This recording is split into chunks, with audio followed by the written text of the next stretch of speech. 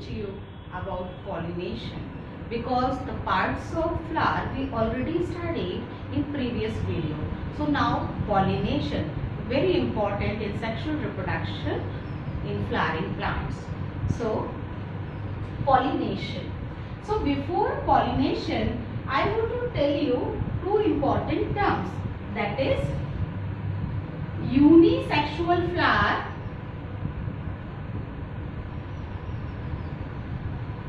and bisexual flower.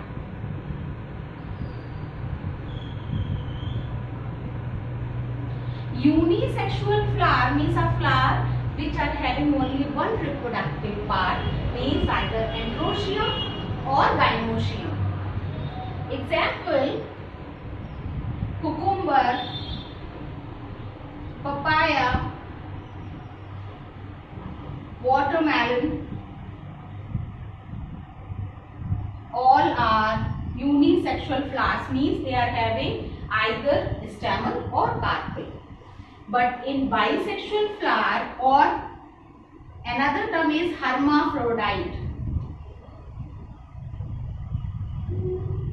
a complete flower, a flower which are having both carpel as well as stamen. Such flowers are known as bisexual flowers. Example: rose, mustard,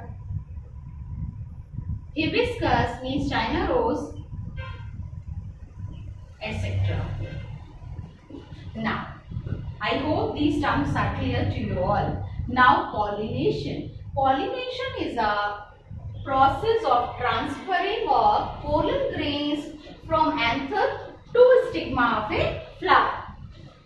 The process of transferring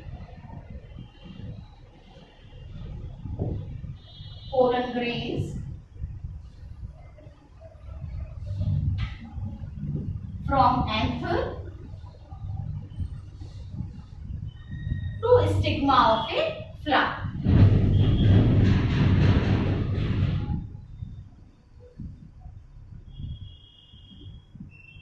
Is known as pollination. Now pollination are of two types. Pollination are of two types. Now what are these types? These are self-pollination and cross-pollination. So self-pollination. Self-pollination means a type of pollination in which anther or pollen grains from the anther of the same flower transfer to the stigma of the same flower. So first is self-pollination. So self-pollination means self-pollination takes place only in bisexual flowers. Means the transferring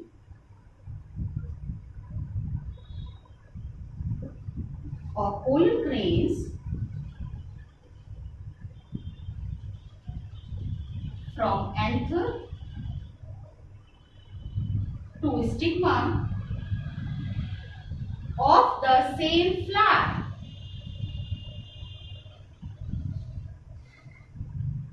As I have given the example, hibiscus, rose, China rose, mustard, etc. So in bisexual flowers, self-pollination takes place. Now, second is cross-pollination.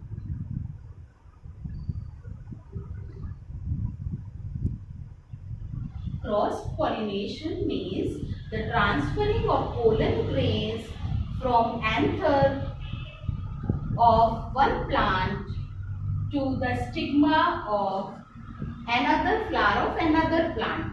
This is known as cross-pollination.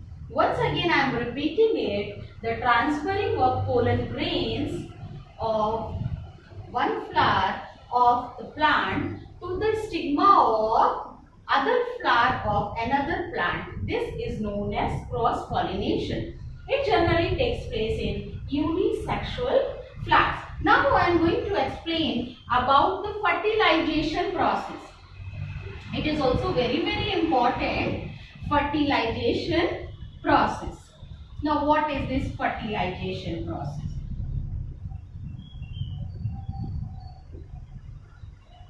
Fertilization process means the fusion of male and female gamete.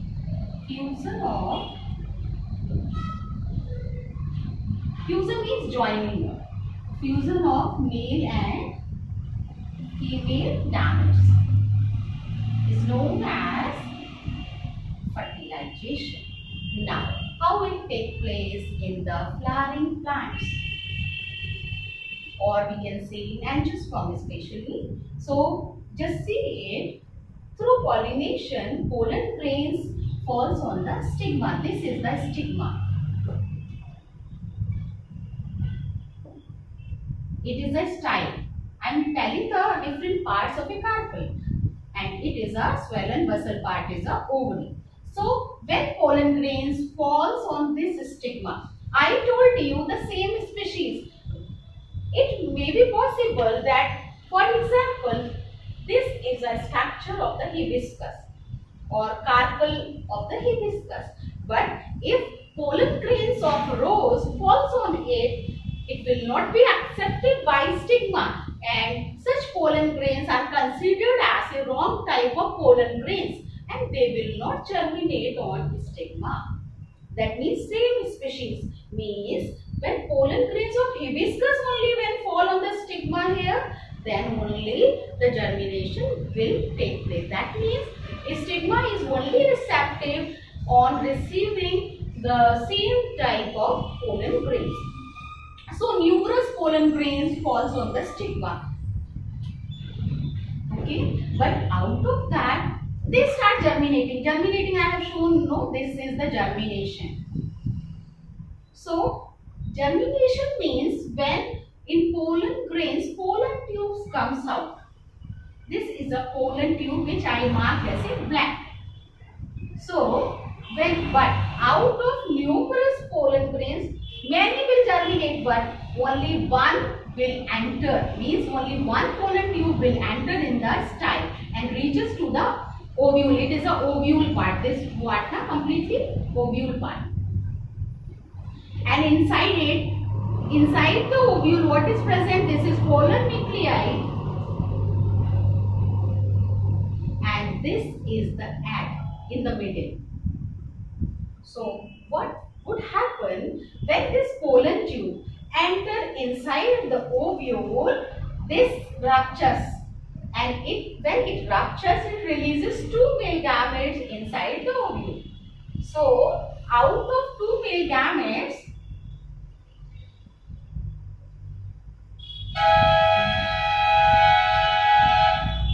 one fuses with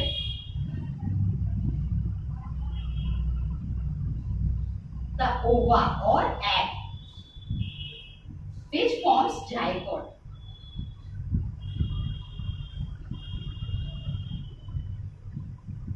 And other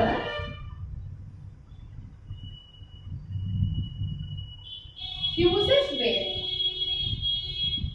the polar nuclei.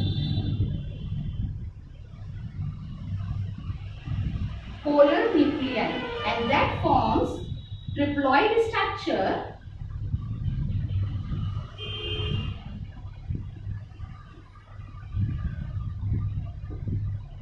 called endosperm.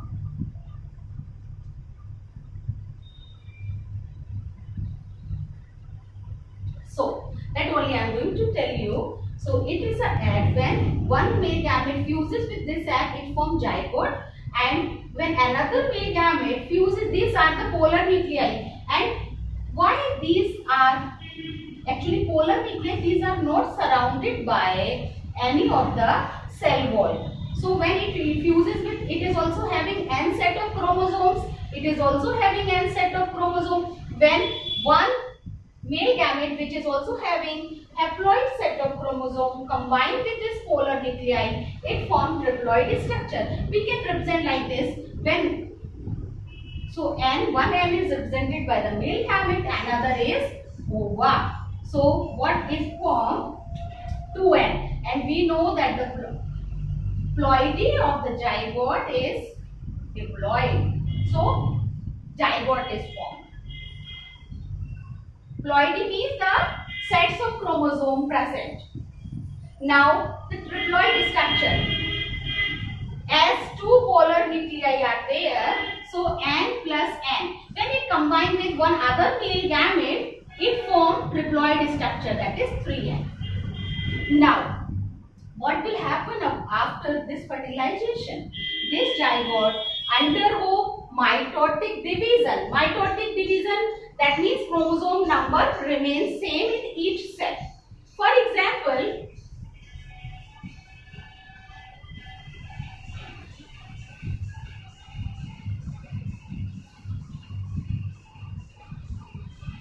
this is one cell, means 2N, it is a zygote.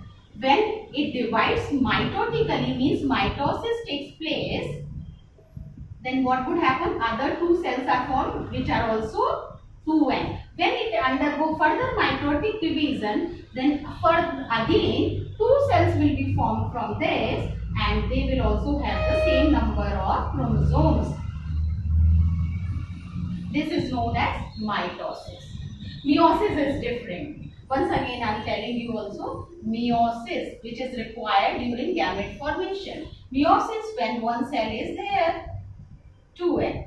When it undergo meiotic division, in which chromosome number reduced to half. So whenever other cells are formed, they will have only an n number of chromosomes. This we called as a gametes. Okay. So now what would happen afterwards? As zygote is formed, and when zygote undergo mitotic division, numerous cells are formed that form the embryo actually. Then zygote form embryo, embryo, and triploid structure. What is its work? Actually, endosperm provide nourishment to the developing embryo. Because what happens at that time, that particular seed is not having any root part, not a shoot part. At that time, they take their nourishment from this endosperm. So any of the seed, when you break it, inside that a fleshy white color part you can see. Very common example is, we can see mango. When you we can say break the mango seed, you can see the white fleshy edible part inside it. This is actually an endosperm. So now after that, this ovary that forms a fruit. Ovary forms a fruit after fertilization. So we can say fruit is the mature part of the ovary, or mature ovary is known as fruit. And this ovule, it forms a seed. Ovule, so we can say mature ovule forms seed, or mature ovule converts into seed.